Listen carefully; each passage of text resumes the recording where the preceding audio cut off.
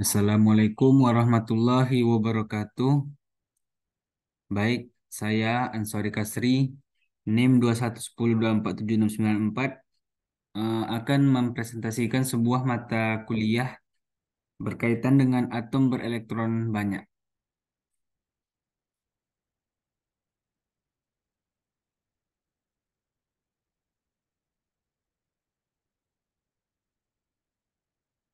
Baik, apa itu sejarah dari atom berelektron banyak? Hal ini dimulai dari ditemukannya atau dikeluarkannya teori dari atom yang sederhana. Kita bisa mengetahui bagaimana perjalanan dari perkembangan teori atom. Mulai dari atom itu adalah benda yang paling tidak bisa dibagi lagi, atau seperti bola kismis itu Thomson, atau seperti elektron yang mengelilingi inti, hingga akhirnya sampai ke atom Bohr dan yang kemudian akan dilanjutkan dengan teori eh, teori atom Schrödinger atau kuantum. Nah, sebelum sampai ke kuantum, sebenarnya atom Bohr sudah juga banyak memberikan kontribusi dalam teori atom. Namun, teori atom Bohr ini hanya bisa menjelaskan untuk teori atom hidrogen yang memiliki elektron satu. Dan juga teori atom Bohr tidak mampu menjelaskan bagaimana pengaruh medan magnet terhadap pecahnya spektral dari spektrum atom hidrogen.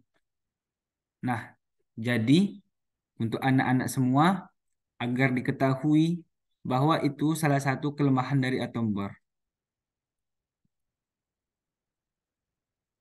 Jadi seperti yang sudah Bapak jelaskan, efek Zeeman yaitu pengaruh medan magnet terhadap pecahnya spektral dari atom hidrogen transisi yang melakukan transisi. Yang kedua, kelemahan atom Bohr adalah tidak mampu menjelaskan spektrum atom yang berelektron banyak. Jadi, dari dua kelemahan inilah membuat para peneliti berkelanjutannya mencari atau meneliti dan mengeluarkan teori atom yang lebih kompleks lagi.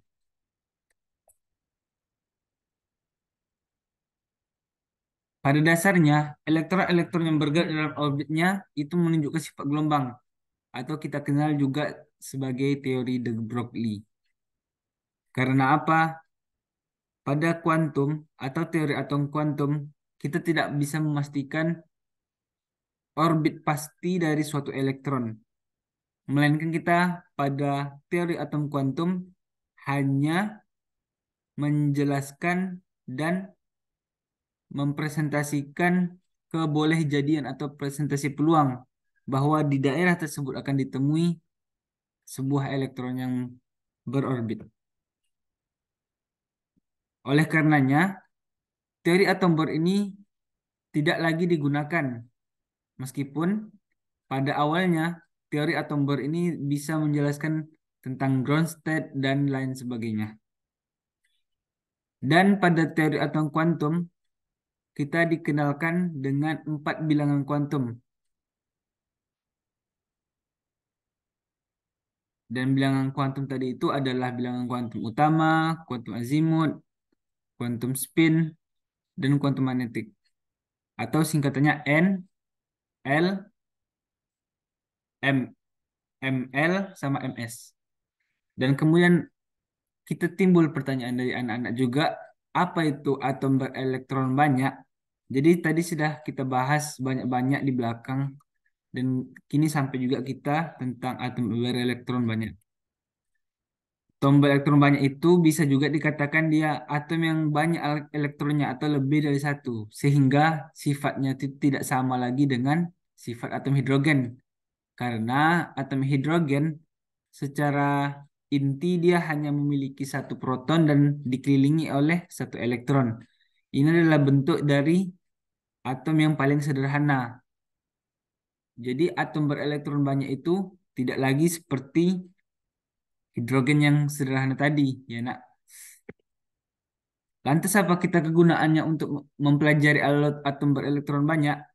Nah, nanti kita akan mendapatkan suplai pemahaman tentang struktur dan konstruksi sebuah material, khususnya secara spesifik itu variasi-variasi dari atom-atom itu. Dan apa pentingnya teori ini? Nah, nanti kita akan mendapatkan pengubahan pemahaman ya untuk anak-anak semua bahwa ternyata orbit elektron itu tidak berupa lintasan pasti. Karena pada sebelum-sebelumnya elektron itu memiliki lintasan pasti yang terukur. Sedangkan pada atom kuantum kita tidak memastikan, namun memang membuatnya secara peluang atau presentasi, presentasi kemungkinan. Dan setelah kita mempelajari ini, pada dunia industri, bagi anak-anak kita yang mau melanjutkan ke bidang industri dan manufaktur, kita akan memanfaatkan ilmu ini, teori ini untuk berbagai bidang seperti komputasi kuantum, fisika material, nanoteknologi, energi terbarukan, optoelektronika, dan lain sebagainya yang kiranya sudah beranah pada wilayah kuantum atau elektron. Jadi anak-anak besok ini ya, salah satu motivasi belajar kita ini, kita bisa melihat gadget kita, di mana gadget kita ini salah satunya terdiri dari perangkat-perangkat keras ukuran nano yang sudah berintegrasi secara baik. Jadi disinilah dimanfaatkannya pelajaran-pelajaran yang tentang teori atom, terutama atom berelektron banyak. Jadi tetap semangat bagi anak-anak semuanya ya. Apakah ada yang mau ditanyakan? Baik, jika tidak ada yang ditanyakan, Bapak lanjutkan lagi.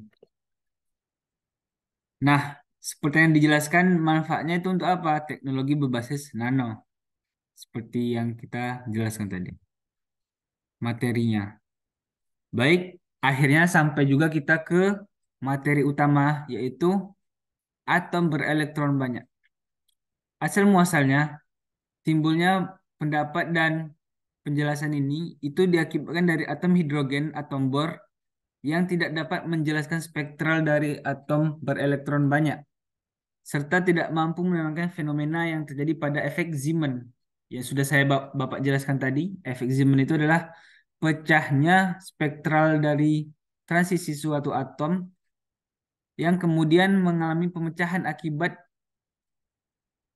diimbas oleh medan luar, medan eksternal. Di sini ada contohnya. Efek Zeeman. Ah, di sini kita bisa lihat di sini ada beberapa atom yang bagian atas itu ketika medan listrik, medan magnet dipadamkan. Nah, ketika medan magnet dipadamkan, eh, spektral yang timbul itu adalah satu garis lurus, baik itu sodium, sodium ataupun zinc. Padahal kita tahu atom zinc dan sodium ini memiliki elektron yang banyak, lebih dari satu. Namun ketika diimbaskan sebuah medan magnet eksternal, akan ada pemecahan atau hal ini terjadi ketika diberikan imbas magnet. Nah, inilah yang disebut dengan efek Zeeman, di mana nanti pada efek Zeeman akan dijelaskan dan ditemukan bahwa elektron atau elektron memiliki spin, di mana spin ini ada spin down dan spin up yang akan terpengaruhi oleh medan eksternal, medan magnet.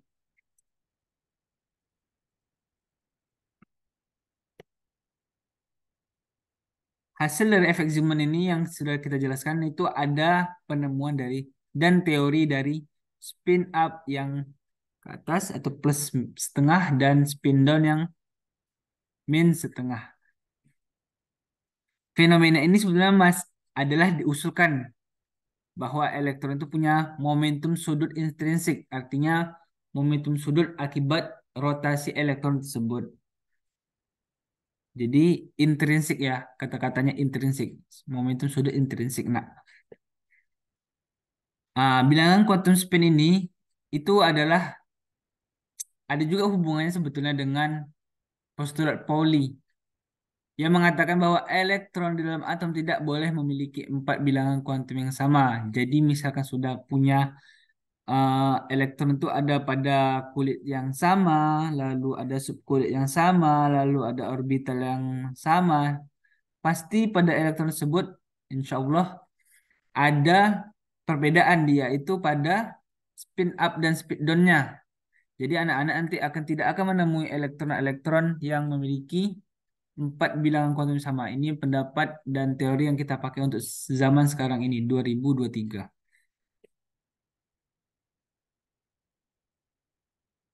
Nah, jadi nanti sudah dijelaskan perbedaannya itu nanti adalah pada quantum spin-nya akan ada memiliki perbedaan. Oleh karenanya, akan ada dua buah nilai ms pada orbital yang sama atau memiliki dua arah putaran yang berbeda. Ada yang mau ditanyakan anak-anak sebelum kita lanjut? Jika tidak ada, kita lanjutkan dulu. Kemudian apa itu karakteristik dari atom berelektron banyak? Nah, semakin banyak elektron, semakin banyak proton yang ada pada inti, sifat karakteristik dari atom tersebut pun tidak sama. Contohnya saja, pada mungkin pada karbon, pada karbon, pada atom karbon saja bisa ada dua sifat ya. Misalkan aja ada grafit yang sifatnya lunak, ada juga pada berlian yang sifatnya keras. Itu untuk atom yang sudah membentuk unsur yang kompleks ya. Ketika kita bicara atom saja dia akan ada perbedaan. Selanjutnya, konsep tiga bilangan kuantum tersebut tidak memberi solusi pasti untuk atom yang berelektron banyak. Ya, karena dia masih terlalu umum dari tiga bilangan kuantum tadi. Sehingga ada aspek yang memerlukan pertimbangan lebih lanjut. Perlunya bilangan kuantum keempat. Nah, inilah asal muasalnya ditemukannya atau diusulkannya teori spin pada elektron. Ya, sesuai juga ya dengan efek Zeeman yang sudah dijelaskan tadi. Yang kedua, berapakah batas jumlah elektron yang diperbolehkan dalam orbital? Jadi kalau ada anak-anak yang mau bertanya apa itu orbital, apa itu kulit, apa itu subkulit. Jadi kulit itu bilangan kuantumnya N, bilangan kuantum utama. Kemudian ada namanya subkulit. Subkulit itu itu L seperti S, ada P, ada D, ada F. Jadi SPDF itu subkulit. Nah, misalkan kemudian ada namanya orbital. Orbital itu adalah bagian lintasan yang lebih kecil daripada subkulit. Contohnya saja misalnya pada subkulit P, kita punya subkulit P itu ada tiga ya, tiga orbital. Nah, itu yang Bapak maksud orbital. Orbital itu misalkan pada eh, subkulit P itu orbitalnya ada PX, PY, sama PZ. Masing-masing diisi dua elektron maksimum. Selanjutnya, eh, kita memerlukan untuk memperhitungkan tingkat energi yang lebih kompleks lagi karena tidak seperti hidrogen yang tadi. Karena pada kuantum ini lebih kompleks. Nah, dari konfigurasi elektron ini ada tiga aturan yang sebenarnya ini pendapat juga ya. Dan tiga aturan itu apa aja? Ada aturan Aufbau, ada larangan Pauli, dan aturan Hund. Apa aja itu? Aufbau itu bahwa dia mengatakan bahwa elektron hanya akan menempati kulit itu dari kulit yang dalam atau dari terendah. Jadi dia kecuali ada perlakuan luar seperti terkena UV atau tereksitasi ke kulit yang atas. Itu ketika sudah terjadi perlakuan. Ketika belum, Elektron itu cenderung untuk mengisi dari kulit terbawah atau energi terendah. Selanjutnya ada larangan Pauli yang mengatakan bahwa pada dua atom pada orbital yang sama, pada kulit kulit yang sama, dan pada subkulit yang sama tidak akan ada memiliki bilangan kuantum yang benar-benar sama pada empat-empatnya. Yaitu pasti atau insya Allah ada perbedaan pada bilangan spinnya, baik itu spin up, spin down, plus setengah atau minus setengah. Yang kemudian aturan selanjutnya itu ada aturan Hund, yaitu bila elektron mengisi orbital yang setingkat, maka elektron tidak membentuk pasangannya terlebih dahulu, melainkan mengisi orbital sesebuah elektron. Jadi misalkan nih ya nak, eh, kita punya atom X. Atom X ini memiliki bilangan elektron banyak elektron sekian. Nah, misalkan dia sampai nih pada eh, subkulit dia dia sampai dia pada subkulit P misalnya kan. Subkulit P kan ada tiga orbital, PX, PY.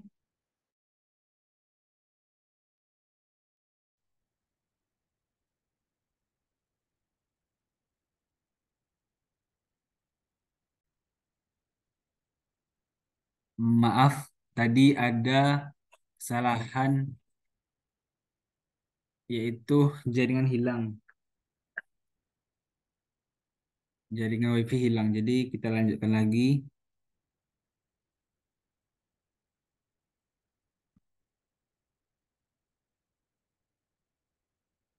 Apakah sudah nampak anak-anak semua?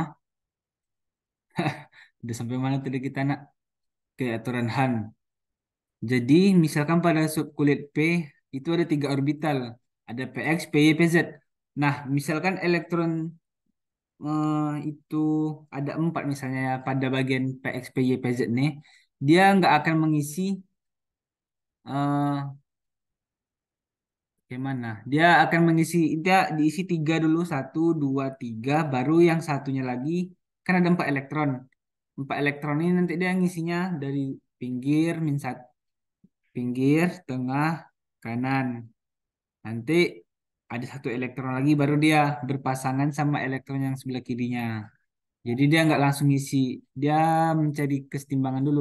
Karena lebih setimbang elektron itu, atom itu, ketika dia mengisi ketiga-tiga eh, orbitalnya pada orbital pada kulit P ya.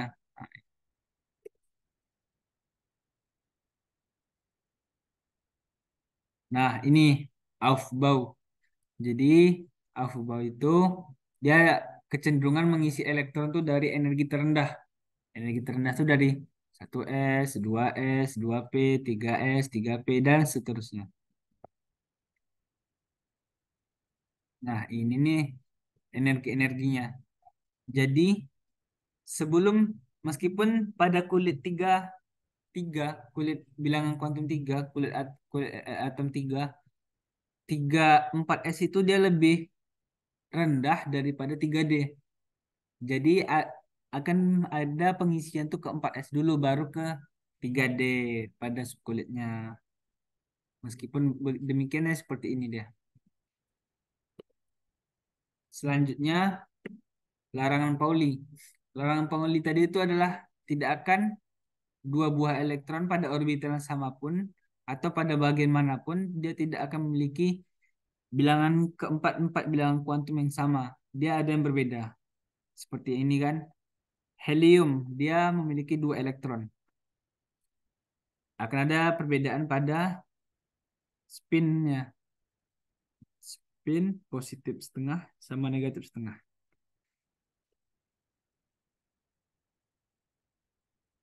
Aturan Han. Ini yang Bapak bilang tadi. Aturan Han itu dia mengatakan elektron itu akan mengisi dulu semua orbitalnya. S- Seperti kayak gini. Ada yang pertama ini kurang stabil. Kenapa? Ada arah spin yang berbeda. Ini kurang kurang stabil. Kemudian ada yang kedua, kotak yang kedua ini kurang stabil juga karena dia tidak mengisi terlebih dahulu kepenuhan dari orbital-orbitalnya. Dia harusnya memenuhi orbital dulu. Nah, barulah pada yang baris yang ketiga ini dia lebih stabil karena dia mengisi eh, penuh dulu baru dia nanti nambahin yang tempat lainnya. Inilah nih diagram dari konfigurasi elektron.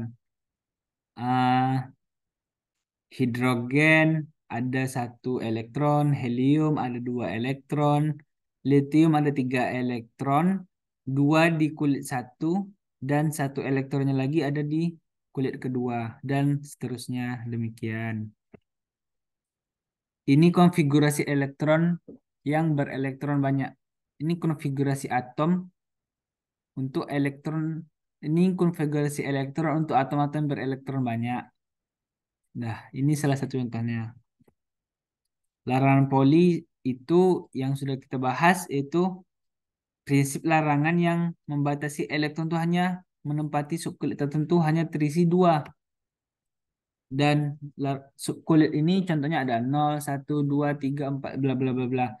Jumlah maksimal tiap elektron pada subkulit itu 2 sama 2 dikali 2L tambah satu. Jadi misalkan kalau ada kulitnya itu ada kulit utamanya ya, kulit utamanya tuh misalkan bilangan kuantum utamanya 2 misalnya. Jadi akan ada 0 sama satu nilai subkulit L-nya.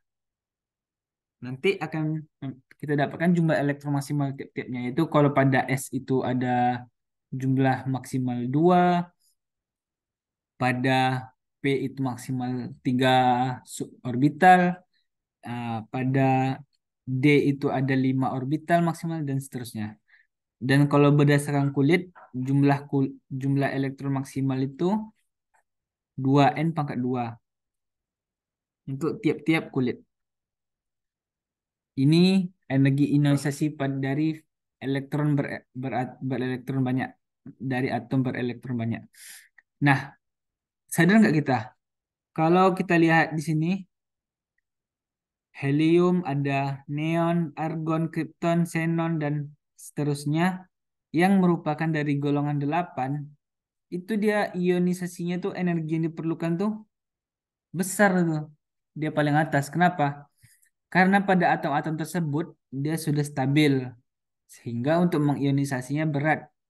Kenapa berat? Karena dia sudah stabil pada kulit valensinya. Energi ionisasi itu adalah energi yang dibutuhkan untuk elektronnya dapat dipisahkan secara sempurna dari inti atomnya. Dapat dipisahkan sempurna dari atomnya. Jadi benar-benar energi yang dibutuhkan untuk mengeksitasi elektron sampai dia benar-benar hilang hilang kontak ya sama atom tersebut. Kemudian dari atom berelektron banyak ini kita sudah juga didapatkan hasilnya itu ada eh, berupa tabel periodik. Tabel periodik ini dia nanti uniknya dia membuat atom-atom itu disusun berdasarkan peningkatan bilangan atom, peningkatan banyak elektron pada atom, kemudian juga berdasarkan sifat dia, baik berdasarkan periodik. Periodik itu dia berdasarkan kulitnya kan. Habis itu ada berdasarkan golongan. Berdasarkan golongan ini eh, banyaknya elektron pada kulit valensinya. Nah, ini ditemukan tuh 1869 loh, nak. Zaman itu kita belum masih dijajah mungkin ya.